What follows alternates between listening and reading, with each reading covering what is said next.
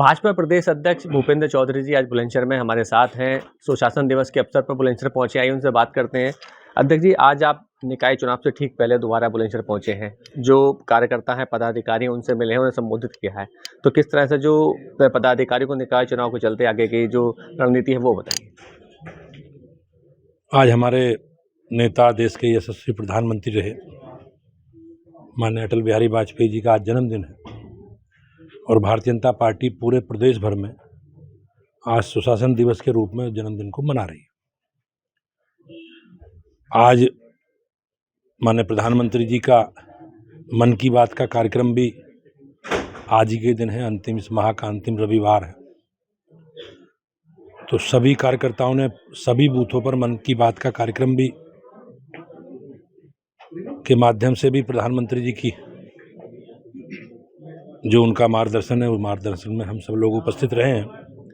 आज गाजियाबाद में राष्ट्रीय अध्यक्ष जी भी रहे एक कार्यक्रम, और यहाँ मैं सुशासन दिवस के रूप में माननीय अटल बिहारी वाजपेयी जी के जन्मदिन पर सार्वजनिक कार्यक्रम था जनप्रतिनिधियों का, उस कार्यक्रम में प्रतिभाग किया। जहाँ तक निकाय चुनाव का विषय है,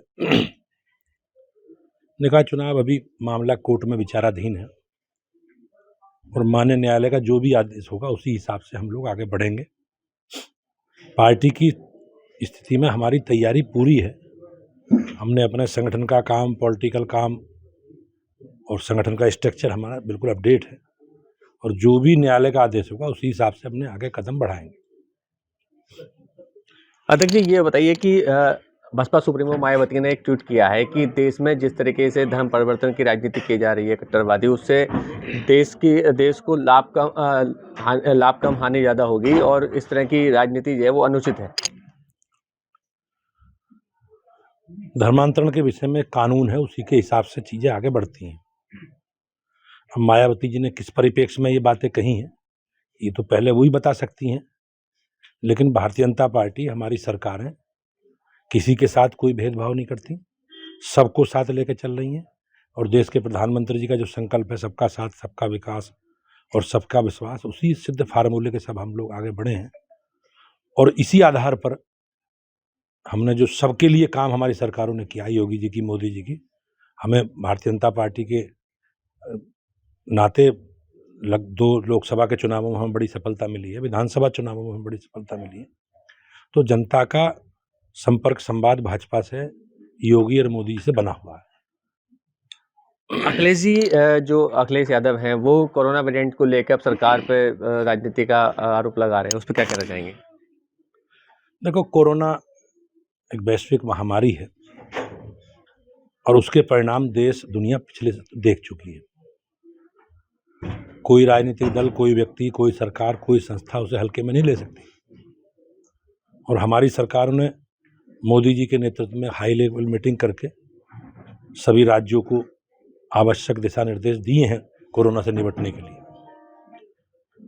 और योगी जी ने भी, हमारी सरकार ने, माननीय योगी जी के नेतृत्व में प्रदेश में भी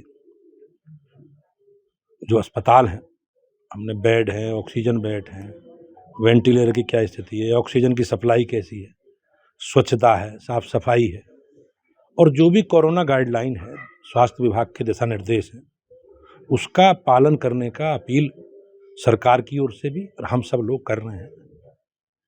निश्चित रूप से जहाँ तक अखिलेश जी का बयान है, अखिलेश जी, ध्यान होगा आपको, अखिलेश जी ने अपने बयान में कहा था कि जब वैक्सीन आई, टीकाकरण प्रारंभ हुआ, एक बड़ा अभियान था, देश के लिए, हमारे लिए गर्व की बात।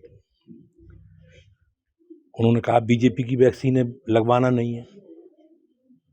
तो जो राजनीतिक दल, राजनीतिक व्यक्ति, जीवन रक्षक जो दवाइयां हैं, उनमें भी राजनीति ढूंढने का काम कर रहे हैं, तो इसका तो वो तो अब उनके क्या विचार है, इसके पीछे क्या मंशा है, तो वही स्पष्ट कर सकते हैं।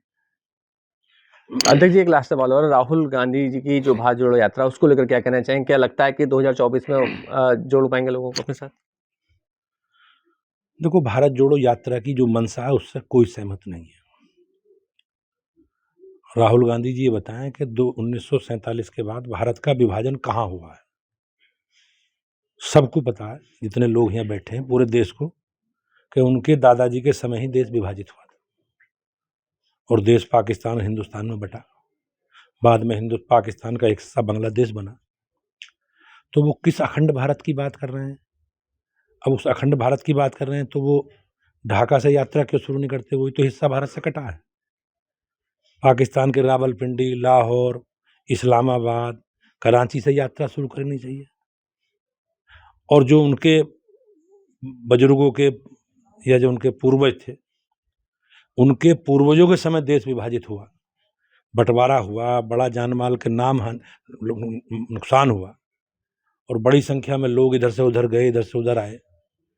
देश में सबसे बड़ी त्रासदी अगर कोई हुई है तो 1947 में हुई है। 1947 की त्रासदी का जवाब राहुल गांधी दें। क्या पाकिस्तान के एकीकरण की या अखंड भारत की बात कर रहे हैं? और वो जवाब दें इस बात का कि यात्रा भारत जोड़ो जो यात्रा चला रहे हैं वो, उसके पीछे मंशा क्या उनकी? अध्यक्ष जी, एक ये बताइए कि अब जैसे निकाय चुनाव है, इसको लेकर आप कह रहे हैं हम पूरी तरह अपडेट हैं, बस कोर्ट के आदेश का इंतजार है, तो क्या माना जाए यहाँ पे जो जीत है आपकी सुनिश्चित है भाजपा की? नहीं, भारतीय जनता पार्टी का जो संगठन है वो एक विचारधारा से जुड़े लोगों का समूह है और बड़ी संख्या में उस विचार से प्रभावित होकर हमारे लोग, हमारे कार्यकर्ता मोदी जी के नेतृत्व में, योगी नेतृत्व में काम कर रहे हैं। पिछले चुनाव हुए तो नगर निकाय को, उसमें भाजपा को अच्छी सफलता मिली। 16 नगर निगमों में से 14 हमें जीते हम। नगर पालिका अधिकांश हम जीते। नगर पालिका नगर निगम सभासद भी भाजपा के ज्यादा। और उसके बाद हमारे कार्यकर्ता, हमारे संगठन के लोग जनता के संपर्क में हैं।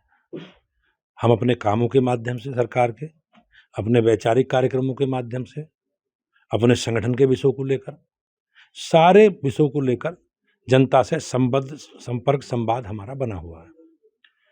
हम हमेशा जो भी चुनाव में जाते हैं अपना रिपोर्ट कार्ड जेब में लेके जाते हैं। हम विधानसभा में गए तो जो जो काम हमने किए वो जनता के सामने रखे।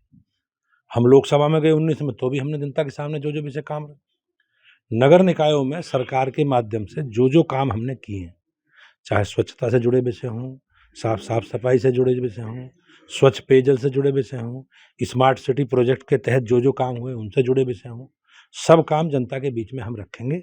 और मुझे विश्वास है कि प्रदेश की महान जनता का आशीर्वाद भाजपा को मिलेगा।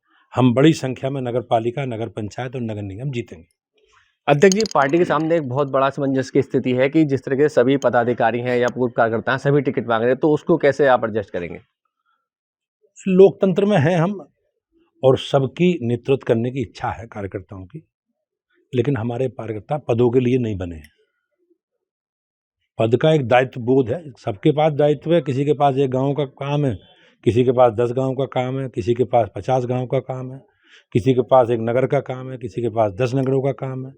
तो संगठन पर सबको काम विभाजित है, सबके दायित्व, सब पे जिम्मेवारी है। अब सब जिम्मेवारी अपने से अच्छे से निभा रहे हैं।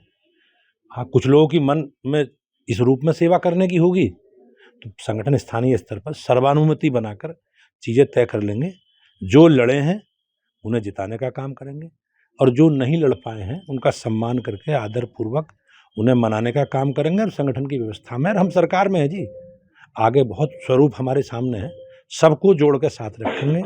सब पार्टी के सब कार्यकर्ता हैं, पार्टी के विकास में सबका योगदान है। पूरी ताकत भाजपा की, जो भी प्रत्याशी होगा। अब हम लोग इतना बड़ा संगठन है, जिलाध्यक्ष बना लेते हैं। आपने देखा होगा रत्ती भर चर्चा न हुई, स्वतंत्र देव सिंह जी अध्यक्ष थे, पार्टी ने मुझे बना दिया। कहीं चर्चा हुई, किसी ने कोई विरोध करा? तो ये सब कार्यकर्ता की प्रतिबद्धता है अपने विचार के प्रति और लोगों की मोदी जी के प्रति जो आस्था है, उस आस्था के आधार पर हम लोग आगे बढ़ेंगे। तो ये थे भारतीय जनता पार्टी के प्रदेश अध्यक्ष भूपेंद्र चौधरी जी, जो कह रहे थे कि जो सभी कार्यकर्ता हैं, जो सभी पदाधिकारी वो हमारे साथ हैं। जनता के बीच हम निकाय चुनाव में रिपोर्ट कार्ड लेके जाएंगे और सभी सीटों पर भाजपा भारी बहुमत से जीतेगी। अनुभव शर्मा, एबीपी गंगा, बुलंदशहर।